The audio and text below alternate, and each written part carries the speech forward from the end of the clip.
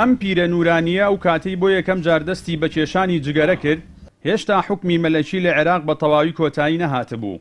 ئەو دوای 6 ساڵ لە هاوڕێیەتی و دۆستایەتی لەگەڵ نەفەسە قوڵەکانی جگەرە، دوجار هاوڕێی تەمەنی خۆی واز لێهێنا و سووریشە لەسەرەوەی ئیتر ناگەڕێتەوە لای. مام سەید یاحیا باس لەوە دەکات لە نێوان ساڵانی 1957 تا 1958 فێری جگەرە کێشان بووە کە ئەو کات تەمەنی لە نێوان 15 تا 16 ساڵاندا بووە.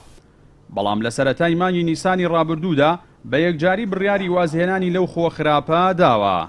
تقریبا لە عمرم لە 15 لە 16 ئەوانە بە دەور 58 تاوانە من جغارم خۆ لە 58 دۆتای زبدان کاتن 4 مانگە بەدەستمەوە نەکردا، هەرم نەکردا، بۆنم نەکردا، زەوقمش لێی نییە لەخوا بەزیاد قەت نەبنێشت نەچەرەساد حەق هیچم نەکردو. ئێتر سیغار و بەرماق و قامیش هەبوو. ئێمە بەوانەش غەرامانە خوارد، پاکەت بە عەمەل ئێمە ناهاتەوە وادە. کیسەمانە بوو دووترمان تێ کرد، بەرماق و سیغار و قامیش و ئاوانە شەوکە لە لای حەیوانە بووین جوجار بوون جوودمانە کرد لەبەر ئەوەی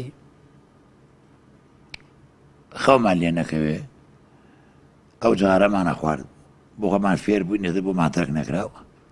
لە بەشێکی تری قسەکانیدا ناوبرا و جگەرەی بە هاوڕێیەکی خراپ و زەرمەند ناوبردوو ئامۆژگاری گەنجان و لاوانی کرد کە بە زووترین کات لەو هاوڕێ خراپە دوور بکەونەوە، بەو پێی بەردەوام زیانیان پێدەگەیەنێت.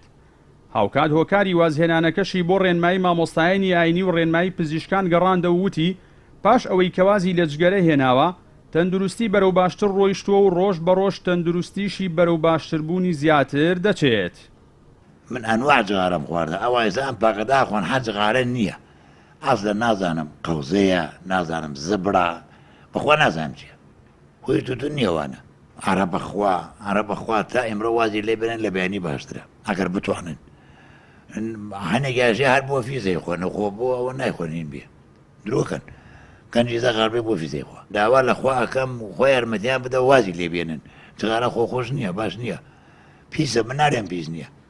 دوای زیاتر لە نیو سەدە لە جگەرە کێشان و لە ئێستادا و ماوەی 4 مانگە مام سەید یاحیا وازی لە جگەرە کێشان هێنا و بە نیازیش نییە جگەرە هەڵبگرێتەوە.